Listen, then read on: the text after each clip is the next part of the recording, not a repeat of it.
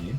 All right. So while Melissa's bringing that up, I just wanted to welcome everyone and mention again, as Carlos said, that you've got Melissa and I here today to share the session about bringing the classroom to your living room overnight.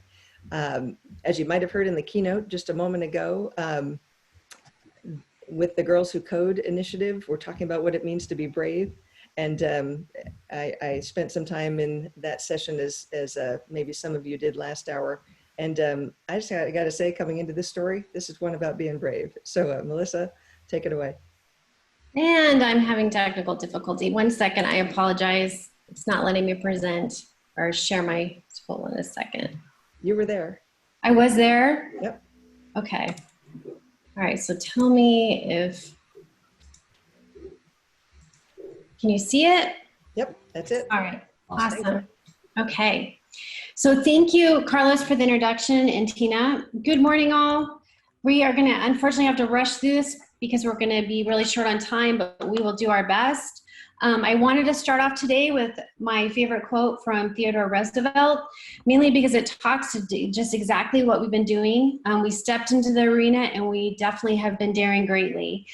And so over the last couple of months, when I've had a moment to take a deep breath and step back, I've been in complete awe of what you and the ASU community has done to accomplish by daring greatly. So here we are.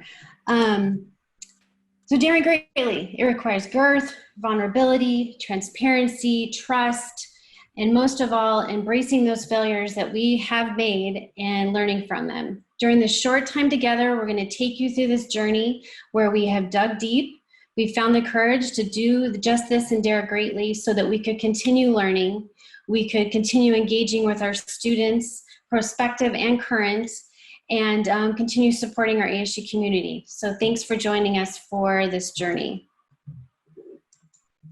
So this is a story about UTO embracing its role as an enabler and a catalyst. As you might have heard maybe many times before, we've been on a journey together, and not just the UTO, but the broader technology community to advance the vision and work of the new American University. None of us knew we'd find ourselves here today in the middle of May 2020, but this is an entire session about our collaboration tools and the way we've really enabled the faculty and research and education of the university to continue this spring, and it's such an amazing story. Our agenda is going to include the path to remote resiliency. As we like to say it, we're not talking about physical distancing, or we are talking about just physical distancing, not the social distancing like some of the signs and things have said around our community. So on that path to remote resiliency, we'll talk about how Zoom is the bomb, what's held us together, what's digital transformation look like. This is a great case study, and what's hitting right now, and then what's next. And we're looking forward to collecting your feedback on your stories. And Carlos is going to drop a link in the chat for big ideas and story collection, so that as you have ideas as we go through, we'll do a breakout in a little bit to get even in smaller groups to talk about that further. So with that, next up is back to Melissa to talk a little bit about that path. Carlos, can you also post in the link to the questions doc? That way if you have questions, or just place them in chat so he can be recording those along the way for at the end. All right, so how did we get here? What was the path? The big question is to me, is how did we do this? When I put a presentation a couple weeks together for leadership, I was completely in awe of what my team itself had been able to accomplish. And I found myself asking, how did we do this? And the answer I found was it was the UTO positive core values that just came shining through in everything that we had done. So I know that these have been widely distributed and you probably have seen these, but when these came out a couple years ago, they blew a lot of people's minds. I've been here for 19 years, and I've never seen anything like this. They're different. They made some people uncomfortable. Some people didn't even know what some of these words meant. And how do you apply this to your job every day? And through this crazy and hard, challenging time, it forced us to really lean into these values at UTO and hold us together. And so I'm really incredibly proud of our UTO family. So here we are, March to now. Here's a little timeline. And preparation began January, February, and by leadership, and grateful for that they started early. And then Super Bowl weekend is when it became real for a lot of us. And that's when the real work started. And so we brought in the dev team, and they worked their magic, and they created that attend remotely button that we now see on My ASU that our students can use. The communication team here at UTO and across the university created a ton of documentation and content for our customers, and they worked tirelessly. And then March 2nd happened for us, and they wanted us to test this remote button with some classes. And it was pretty mind-blowing for all of us, but we did it. We learned so much from that experience, and I'm incredibly grateful that the leadership made the decision to do that. And then President Crow announced, okay, we're gonna do this. This is a real thing. We're gonna go forward after spring break, and everything's going remote. And we stepped back, we took a breath, we maybe some of us faked some smiles through some tears. Some of us might have given ourselves some pep talks daily, or maybe every minute, hour. And but when March 16th rolled around, we were ready. And we had brought up I think we did over 58 Zoom orientations and trainings for those instructors. Slack channels were being created to build community, collaboration, ideas. And we even worked with ASU Preparatory Academy, who's also the K through 12, who also are our customers, and made sure they were ready for their students. So here we are. It's March, May 14th? I don't even know anymore. And we finished strong, and graduation is completed, and we should all be incredibly proud. All right. So what's emerged is this, what we coined the ASU Digital Backpack, this collection of learning technologies for really for authentic collaboration. And it's in full use with our faculty, in the classroom, with our students. And I just want to take you on a little bit of a journey here. Melissa did a great job of highlighting the timeline from the technical perspective for getting these pieces in place. I just wanted to share with you that it was on February 28th that Dr. Crow held a university council meeting with leadership across ASU. And I know because I was working my way back from the RSA conference and was in transit and on this call when we first started having really deep conversations about, okay, what might this look like if we really have to move to this alternate modality? So the planning started really early, but we really started thinking closely about what was going on in our environment then. And then on Wednesday, March 11th, Dr. Crow announced to the community that remote instruction was going to begin Monday. So just to take you a walk back in time, that's just over 9 weeks ago today that announcement came out. So what we're here to share are a few stats about that whole adventure. So it's a wrap. Graduation ceremonies are going on. The main event was Monday, but they're continuing through the week. And what we've seen, a little bit different from the numbers you saw during the keynote, because those were quarter specific. These are year to date as of just prior to graduation. 46 days of remote digital learning, more than 84,000 students engaged in that learning, nearly 5,000 courses in Canvas. I mean, you get the picture. I mean, and then we get into Zoom and Slack, which we're spending so much time on today, but there was such a heavy lift, and we're so thankful to the larger ASU technology community for making all of this possible. Because at the end of the day, we graduated more than 16,000 students just this week. So huge thanks to everyone.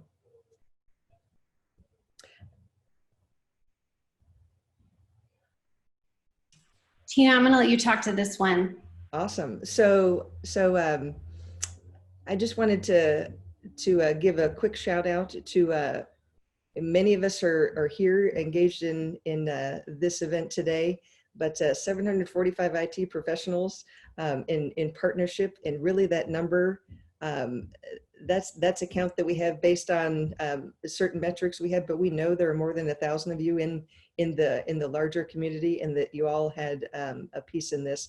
And in case you didn't know, there's 640 staff across the UTO that supported this effort as well. So as you heard from Dr. Crow, huge appreciation across our ASU community. All right, so if any of you know me well, you know that I am a hugger, and this physical distancing is definitely hard, but so group hug anyone? I'm sending you all hugs during this. Has just been a crazy time, but this really focuses on the relational aspect of how we've kind of made it through the last, like she said, 6 weeks or so. We have these support channels. This helped my team be very successful. We have support channels out there available to our customers. They were there before we started this, and they have definitely been active. If you are not a part of them, or if a few of them are private and want to be a part, please let me know and I'll add you to them. But we depend on these very much to be able to reach our customers now in the remote world we're in. So teamwork was also another thing that was pretty huge for us in this. The Slack collaboration especially. During the testing period, we brought up an internal channel for our Experience Center specifically that we used. And it started going active while, even before communication gone out that we were doing this. So it was something that I'm very grateful for. I lived in for days on end, I believe, but it helped us get through this crazy time and is still continuing. The Help Desk role is also something that we have available for Experience Center IT staff, as well as desk side support, that empowers them to support their customers even further and give them a little bit elevated access into Zoom.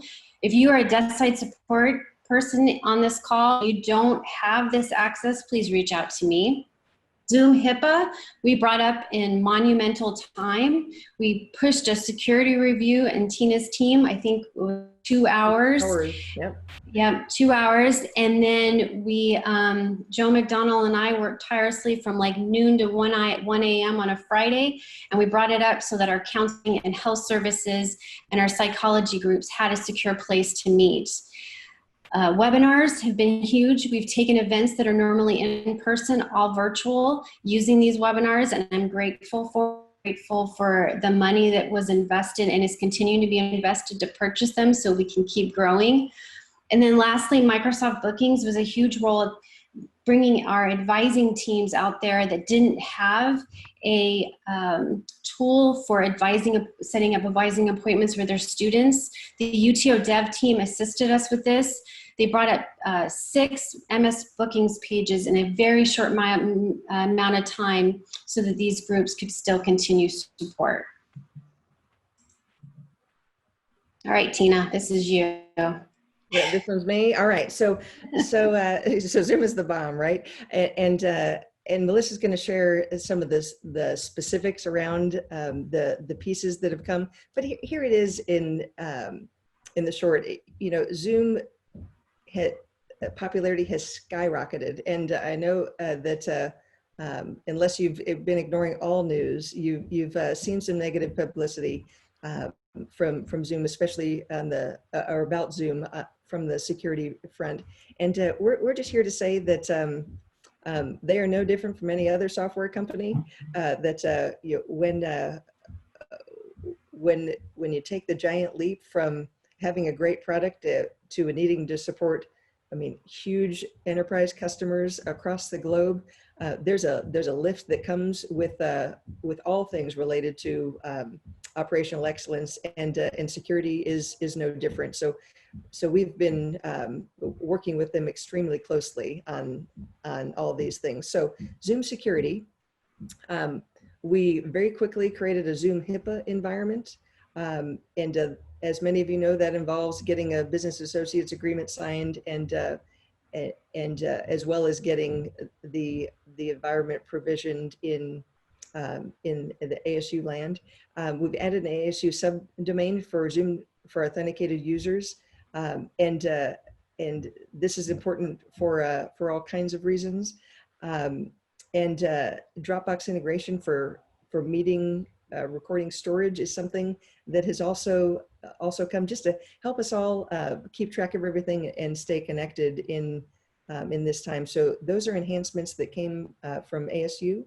And then on the next slide, what we have are enhancements that Zoom has worked with us on, and really they've updated their privacy policies, as all organizations do. The security shield that now shows up makes it easier to get to all those configuration items that so many of us were looking for, and a few of us really needed in the moment with some crazy Zoom bombing activity that we saw relatively little of. But wherever there's a great tool, there's also people trying to disrupt, and ASU certainly saw a few of those as well.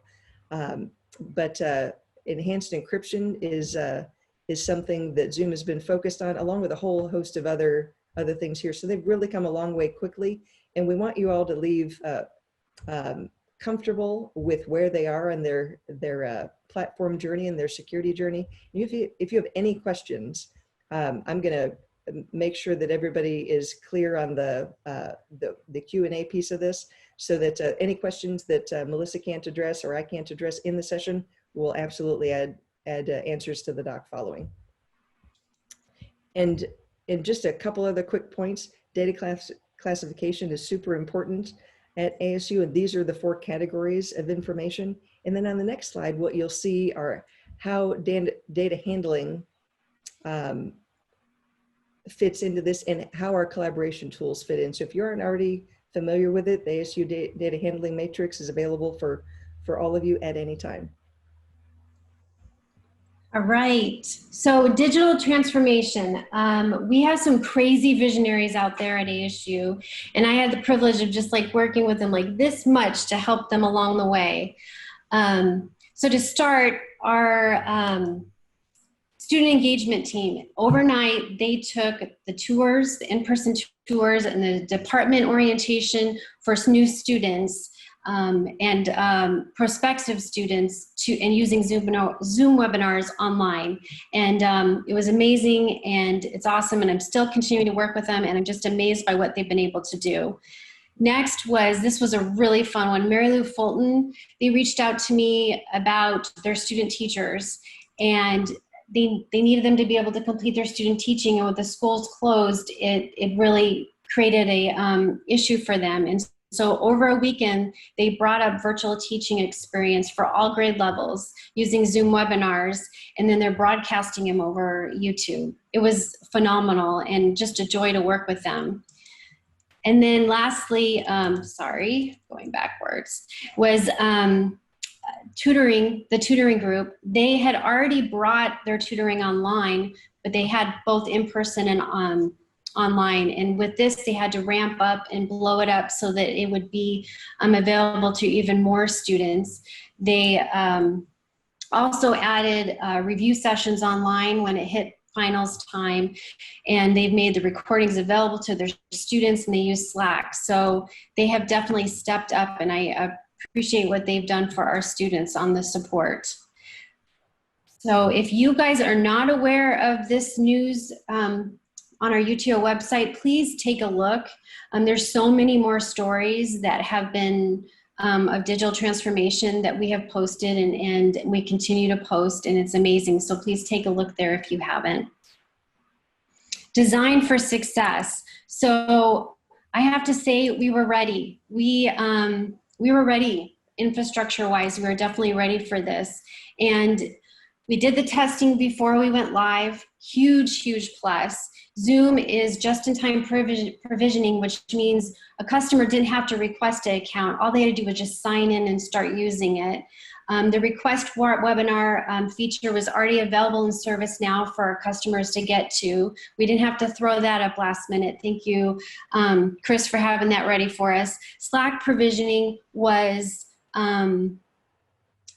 it was done. Everybody was in Slack. They just had to sign in. And then an ASU community workspace there for somebody who didn't have a workspace or a home in Slack could go there and then start collaborating. So this was a huge success factor of why ASU right out the gates was successful.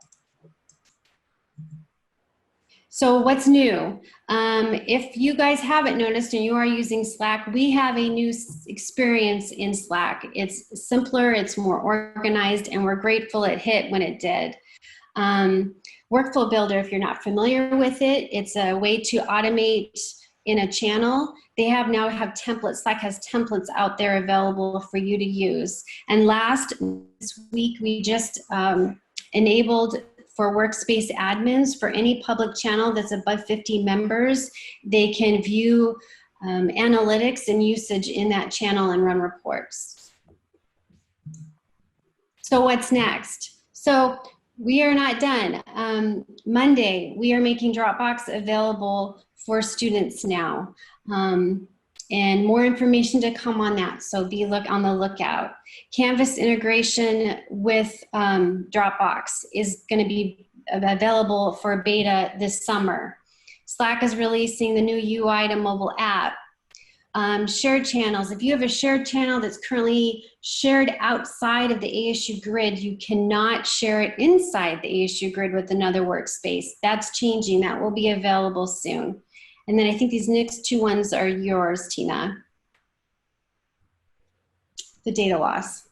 Yeah, so there's a proof of concept coming in partnership with Proofpoint to bring data loss prevention, just like we do for Google and Dropbox. Today we're looking at, and we do that for Salesforce and other tools today. We're looking at bringing that to Slack. And as Slack is that should say Zoom is improving their security. The CISO Security Council, they've spun up. Normally companies that run these, I participate on a number of advisory boards, might call a group together once or twice a year. This team is doing it every other week. So every other Friday, they have customers contributing to their rapid development as they're building out additional features that we're bringing to you as fast as they can bake them into the product. And then last, Office 365, we're working with this, my team's working with the ServiceNow team to automate the creation of distribution lists and adding and removing owners in on a distribution list. And we're hoping to have that done Q4. Okay, so this is the big one. So Zoom is definitely stepping up to help make sure that our customers are secure in Zoom. And so communications will be out very shortly on this, but May 30th, the Zoom Client 5.0 is going to be required. If you are using the Zoom app and you are not upgraded to 5.0, you will not be able to join a meeting after this change is made. So May 30th is a Saturday. So June 1st, if our customers are not upgraded, they will not be able to join a meeting. So like I said, we have communication coming out, but we wanted to kind of give you a heads up on that. Waiting rooms on personal meeting rooms, which is the ones being used for classes, waiting room will be on by default. This is being turned on by Zoom. So another thing that we're going to want to be ready for, this is going to hit right in the middle of summer semester. So something we need to prepare for. Zoom is also preparing to make some more changes, but have not given us a date on those. And this is a big one. Passwords will be required on all meetings and webinars, which means they will apply this to new, previously scheduled, and the personal meeting rooms. So we have lots of, we're working on communication, we're working on docs to get our customers ready for this when it happens, but just a heads up. ASU will also be enabling managed domain and SSO, which means if you have personal Zoom account that you sign in at zoom.us, not asu.zoom.us, using an ASU email address, you are going to be prompted to either merge that into ASU Zoom or change the email address. This is to resolve login issues that many of our customers are having. And then waiting room, we are looking at also enabling too on our side, but details still to come. And then so these are some changes are being made by us. We're looking at disabling the change name in a meeting, mainly to keep people, just be real honest, to keep people from misbehaving. So, and changing it to things that are inappropriate. So those are the Zoom enhancements that are coming. Please, if you have any questions, let us know, and we can answer them further. All right, so I think we do have some time still available for this, and I'm really, really glad. We are gonna break you out into breakout rooms. And we've shared with you some great stories, but we really wanna hear your great stories because we know there's a lot out there of where you've all been daring greatly, and we haven't heard about it yet. I'm gonna break you out into these rooms. When you get in there, about 5 minutes, when you get in, assign somebody to take notes. Carlos is going to give you a link to a doc to record all the stories in. And then if you have time at the bottom, there's some takeaways. If you have any great ideas on how we can advance our collaboration tools, please share those with us. All right, Carlos. We'll see you back in 5 minutes. Good. Let me just break them into rooms now. All right. They should be in the rooms now. Okay, it looks like we're coming back. Melissa and I are noticing that we've got a couple of questions, and I think we've got just a moment for questions before we wrap up. Is that right, Carlos? It looks like we have a little bit of time. Okay, so we've got a couple questions ready to go. The first is, what's the Zoom upgrade mean for community partners and their access to ASU facilitated Zoom meetings? Melissa, you want to take that one? You know what? I think I need some clarification because I'm not, is this regards to the waiting rooms? Melanie, can you share any more on that? Yeah, sorry. I actually have never I don't have any experience with the waiting room concept. So essentially I work primarily with community partners that do not have access to ASU accounts. So when I facilitate and set up a ASU Zoom meeting through my ASU organizational accounts, there is no, they're able to get in without a password, without any trouble. So I'm just wondering with the 5.0, it sounds like it may limit, or they may have a step in terms of getting into that room, or is that something I need to set up in one of the Zoom features? Yeah, so the waiting room's a little bit different than the 5.0. The 5.0 is just basically the software on your desk side client for your Zoom app. The waiting room is really something that's enabled, and then what happens is it sends individuals into this waiting room, and the host lets them into the meeting. And it really depends on the settings that are set there. We're looking at they're looking at being set for guest only will be sent to the waiting room, and then anybody who has signed in and is authenticated with ASU would be let in. But we're still working out those specifics and which ones are going to actually be set by default by Zoom. We don't have all the details yet on that. But your external people will just maybe be sent to a waiting room, but then would be able to get in by the host as host permission. They just simply admit them in. Yeah, and maybe just to add a little bit to that, if you haven't experienced waiting rooms yet, it's really simple. If you're the host, I mean, it just gives you a pop-up saying you have people in waiting rooms. Would you like to accept them? So no matter where the university lands on what the default is going to be, you'll be able to adjust. You'll be able to adjust the configurations much as you do today. We're going to come in with some suggested default settings. And then the second one that we have is we have to enter a password every Zoom session. That's a great question, and one that literally everybody is asking. And we've got some response in the chat, but Melissa, do you want to add some more? Yeah, so we had already enabled this if somebody had turned this on by default themselves, it's called an embedded password. So that password will already be embedded in the URL link, so you won't have to enter that in unless you want your customers to do that for your meetings, but that will be on default. So anytime you create a meeting and you get that URL and add that to the meeting, it will be already included, so you wouldn't have to enter it. Just an important point on that as well is at the pre-scheduled meetings, those would if you've done those in Outlook, those would have to be redone with a new Zoom link, because it won't include that if you've pre-scheduled after this change is made. So just an FYI on that, on a heads up. So it looks like we actually ran out of time. Okay.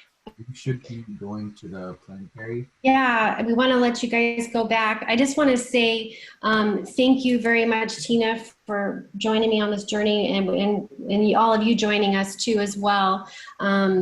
If you have any final takeaways, please put those on the spreadsheet that was shared. And just to share, in case not everyone is following the chat, there's a motion to make Melissa Bakutis Employee of the Year. So I think everybody here would be all behind that. So thank you, Melissa, for everything you've done to make the university successful, and for all of you joining today. If you have any more questions, drop them in the Q&A, and Melissa and I will make sure that that you get answers. Thank you all. Thank you, everybody. Do you guys know where to go to the planetary? I think they do, hopefully. If they don't, let us know. Yeah, let us know if you don't know where to go next, everybody. Don't know where to go next, everybody. Carlos, can you drop in the Zoom link for us? Yeah.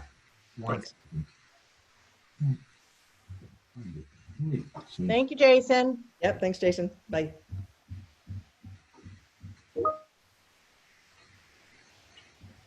One second.